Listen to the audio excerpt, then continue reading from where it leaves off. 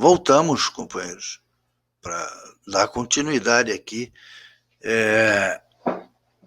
dar continuidade à nossa conversa. Eu fiz aqui o primeiro bloco voltado todo para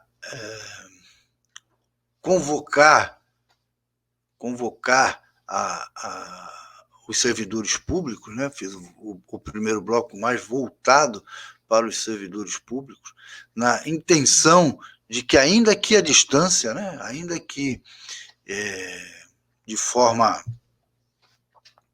virtual, acompanhem, para que eles saibam os prejuízos que eles vão tomar, que eles vão ter com a implementação da PEC.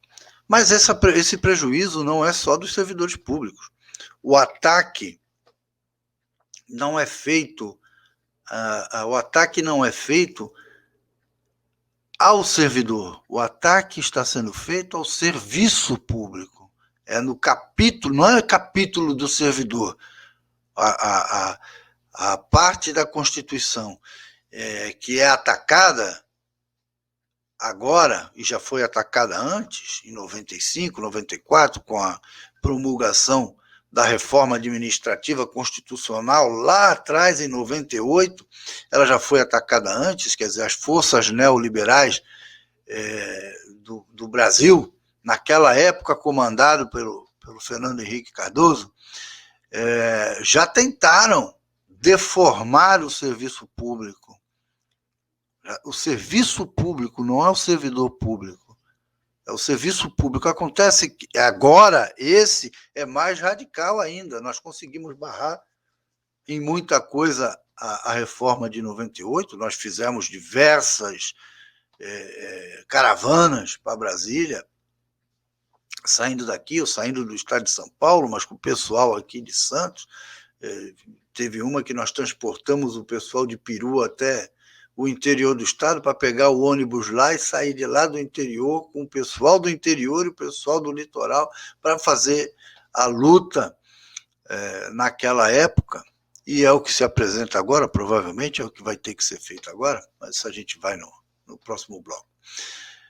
O ataque, como eu ia dizendo, não é ao servidor, é ao serviço, e esse governo é mais radical do que o de Fernando Henrique. Esse não quer flexibilizar, esse quer acabar, ele quer terminar, e não se extermina o serviço público sem exterminar o servidor público. Por isso que eu fiz o primeiro bloco voltado mais para o servidor público, para chamá-lo à consciência, mas o prejuízo é seu, o prejuízo é da população em geral.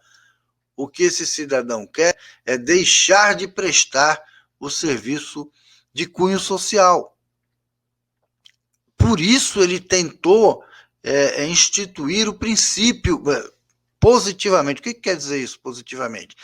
Colocando na Constituição o princípio da subsidiariedade, um princípio que acaba se defrontando ou confrontando com todos os outros princípios. O princípio do devido processo legal, o princípio da publicidade, o princípio... por quê?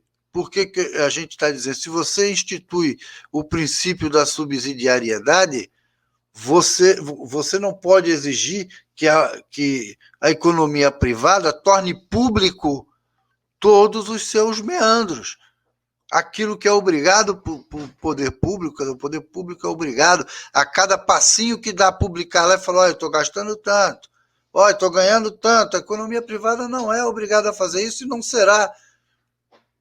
E se institui a terceirização nessa reforma e o princípio da subsidiariedade, você está atacando o outro princípio, que é o da publicidade, e todos os outros princípios, o princípio da legalidade. Por exemplo, só tem bandido na economia privada? Vai todo mundo fazer ilegalidade? Claro que não. O princípio da legalidade determina que ao poder público só é lícito fazer o que a lei prevê. Ou seja, tem que ter lei prevendo antes de fazer. certo? Público, lei pública, com a ciência da população, com a população sabendo aquilo que está, que vai virar obrigação do poder público ou do terceiro, do cidadão, mas só é lícito fazer aquilo que tem previsão legal. A economia privada, não. A economia privada pode fazer aquilo que não tem previsão de ilegalidade. Acabou a publicidade. Não tem publicidade. Se não tem publicidade, você, cidadão mediano brasileiro, não terá condições de fiscalizar os atos do poder público. Então, isso só para exemplificar um dos princípios que o princípio da subsidiariedade se confronta. E o que é princípio da subsidiariedade? É dizer que ao governo só é obrigado a fazer aquilo que a economia privada não se interessar de fazer. A responsabilidade não é positiva, não é direta. Ou seja, o governo é obrigado a conceder saúde, educação, segurança e outros serviços mais, mas em especial esses. Não vai ser mais.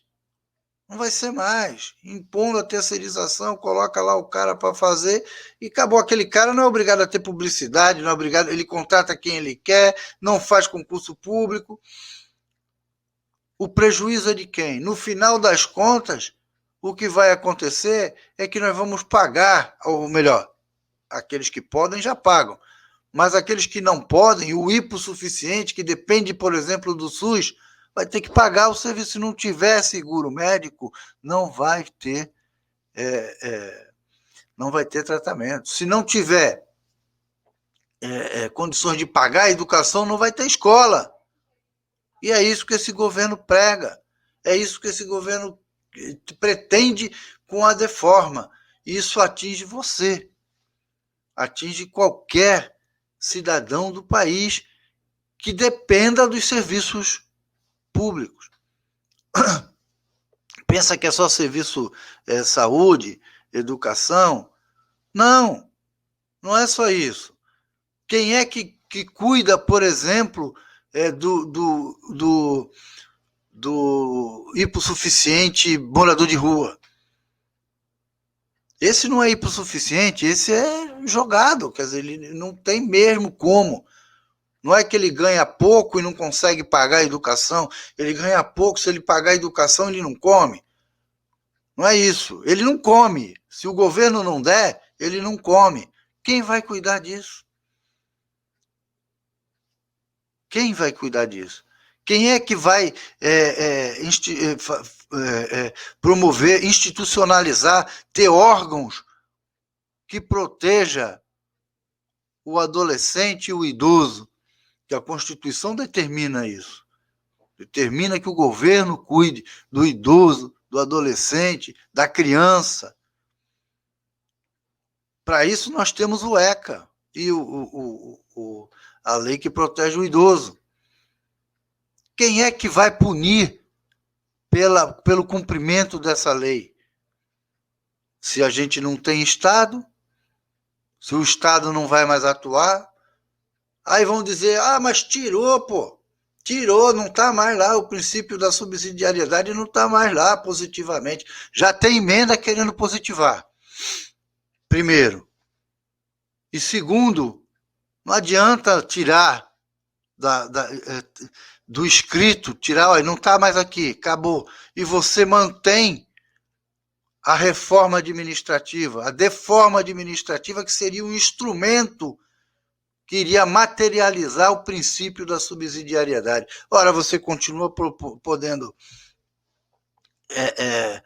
instituindo a terceirização, você continua podendo contratar por tempo determinado, você continua podendo contratar de forma sem estabilidade pela CLT, Você, quando contrata, você não está contratando um empregado do Estado. Mente para você quem fala isso. Quando você contrata com a possibilidade de mandar embora, com o peso de arbítrio, por arbítrio do governo mandar embora, você está contratando empregado para o governo, não é para o Estado. Não é na necessidade da população. Por isso que o servidor tem estabilidade. O serviço público é necessário, a população precisa daquele serviço, cria-se o órgão, faz-se o concurso, põe o servidor para fazer esse serviço. Esse servidor é empregado do Estado, não é empregado do governo. O governo muda de 4 em 4 anos. E pode mudar tudo, de repente. Ele não pode mudar nada, a não ser que passe a deforma administrativa. Se passar, ele já mudou tudo. Mas do jeito que está, a Constituição lhe garantiu direitos, em 88, lhe garantiu direitos que você desconhecia. Você, cidadão, vinha de uma ditadura onde você não tinha direito social nenhum. E, de repente, em 88, nós fizemos uma Constituição que lhe garantiu direitos sociais, mudou a estrutura totalmente da administração pública do Brasil. E o que esse cidadão quer é voltar a 30 anos atrás, 40 anos atrás, quando você não tinha direito de nada, a não ser trabalhar e fazer riqueza para o seu país. Para você, nada. Você não tem direito a estudo, pelo contrário, tem que ficar ignorante. Você não tem direito à saúde, porque se morrer é melhor, dá menos prejuízo. É isso que esse cara pensa. É por isso que nós temos 500, quase 600 mil mortos no país por conta da pandemia, por conta do coronavírus. E é isso que ele pretende com a deforma. Voltar a 40 anos atrás, quando você não tinha direito de nada. Por isso é importante que não só os trabalhadores públicos, mas a população brasileira, os cidadãos brasileiros venham a público dizer a esse cidadão que chega, basta dessa sacanagem. Pega a tua viola, enfia no saco e volta para onde tu estavas, que é melhor. Seja apenas miliciano, não queira misturar a presidência do Brasil com isso. A gente já volta já.